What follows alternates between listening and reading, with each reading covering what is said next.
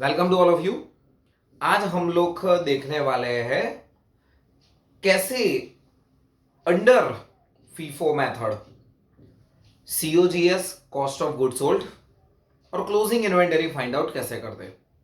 तो आइए सबसे पहले जान लेते हैं फीफो मेथड है क्या। फर्स्ट इन फर्स्ट आउट, नाम से ही पता चल जाता है। फर्स्ट इन जो पहले माल आया है, फर्स्ट आउट उसको ही पहले रवाना करो बिजनेस में से। दैट मीन सिंपल हो गया। हमारे पास अगर 2-3 बार अगर हमने परचेस किया है तो अगर फिर सोल्ड आउट कर रहे हैं, सेल्स कर रहे हैं, तो किसमें से सोल्ड आउट करेंगे? जो गुड्स पहले आया है उसको ही हम सोल्ड आउट करेंगे। तो उसका दूसरा मतलब ये भी रह गया ना कि हमारे पास क्लोजिंग इन्वेंटरी कौन सी होंगी? जो अभी लेटेस्ट परचेस है, रिसेंटली जो परचेस किया है उसमें से ही हमारे पास इन्वेंटरी बाकी रहेगी।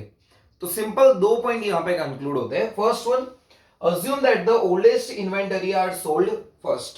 जो पुराना स्टॉक है उसको पहले बिजनेस में से आउटफ्लो करो। सेकंड वन, रिमेनिंग स्टॉक जो हमारे पास स्टॉक बचा है वो consist of the recently purchase item. वो लास्ट जो रिसेंटली है उसमें से ही वो होना चाहिए। तो let's try to understand from particular example. First one हमारे पास यहाँ पे परचेज दिया गया। 1 जनवरी को हमने परचेज किया 10 unit at the rate of 50, that means 500 rupees का परचेज किया है। सेकंड परचेज हमने किया 10th January 15th unit at the rate of 60, therefore total amount is 900 rupees. And last one 20th January 20 unit are purchased at the rate of 70 rupees per unit, therefore total purchase 1400 unit. But now we have sold total 30 units out of this. So total 30 unit sold out करना है, but इसमें से sold out करना है। तो FIFO method हमको ये बोलता है कि सर सबसे पहले जो सबसे पहले आया था उसको ही बिजनेस में से निकालो। तो यहां पे अगर मेरे को 30 यूनिट सोल्ड आउट करना है तो सीओजीएस कैसे मिलेगा? सीओजीएस 30 यूनिट का फाइंड आउट करना है, कॉस्ट ऑफ गुड सोल्ड। कैसे फाइंड आउट करूंगा? 30 यूनिट अगर हमको सोल्ड आउट करना है तो फर्स्ट सर इसमें से यूनिट सोल्ड आउट कर लो। कितने यूनिट सोल्ड है इसमें? 10 यूनिट। तो 10 यूनिट सोल्ड आउट कर रहा हूं at the rate of 50 rupees, that means 500 rupees का हमारे यहाँ पे सीओजीएस मिला। But sir 30 unit sold out करना है तो इसमें से ले लो। और बट इसमें भी सर 15 यूनिट ही है जो मिला, वो तो यूनिट उठा लो पहले। तो 15 unit at the rate of 60 rupees, तो हमारे पास हो गए 900 rupees. Sir 30 unit sold out करना था, 30, बट यहां पे मैंने ऑलरेडी 10 यूनिट सोल्ड आउट कर दिया, 15 यूनिट सोल्ड आउट कर दिया, तो 25 यूनिट ऑलरेडी सोल्ड आउट कर चुका हूं मैं।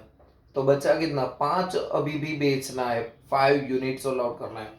इसके पास 20 है तो पूरे थोड़ी सोल्ड आउट करेंगे, सिर्फ 5 यूनिट सोल्ड आउट करेंगे। तो 5 यूनिट सोल्ड आउट कर रहा हूं at the rate of 70 rupees, तो हमारे पास आ गया 350 रुपीज। तो ये हो गया हमारा कॉस्ट ऑफ गुड सोल्ड। मैंने इतने का माल बेचा, इतने में नहीं बेचा है, सेल्स नहीं मिला है, ये कॉस्ट ऑफ गुड सोल्ड है, इतने का माल बेचा है। तो कितना होगा? 500 एंड 900 1400 प्लस 350, तो 1750। तो ये हो गया हमारा COGS, cost of goods sold. But closing inventory क्या रही? ये तो हमारा वो फर्स्ट पॉइंट कि sir assume that oldest inventory are sold, but what about sir closing inventory?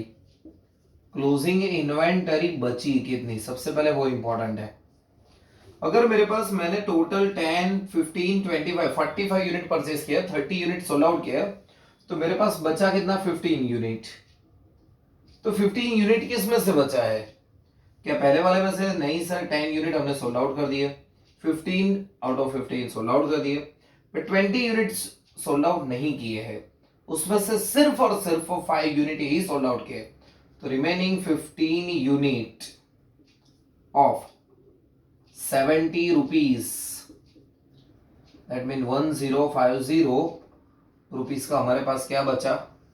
Closing inventory. तो ये होता है FIFO method, first in first out, जहां पे पुराना स्टॉक ही बिजनेस में से पहले इश्यू करना पड़ता है। उसको ये तो बोलेंगे, सिंपल है बच्चों, फर्स्ट इन फर्स्ट आउट। जो हमारे पास जो बचेगा लास्ट में वो बट नेचुरल बट ऑब्वियसली जो रिसेंट परचेज होगा उसमें से ही वो बैलेंस रहेगा। तो ये था हमारे पास FIFO method, first in first out. As पर AS2 अकाउंटिंग स्टैंडर्ड 2 में भी ये कवर हो जाएगा आपका टॉपिक। अगर इसके रिगार्डिंग कुछ डाउट्स है तो नीचे आप कमेंट सेक्शन में लिख सकते हो। All the best.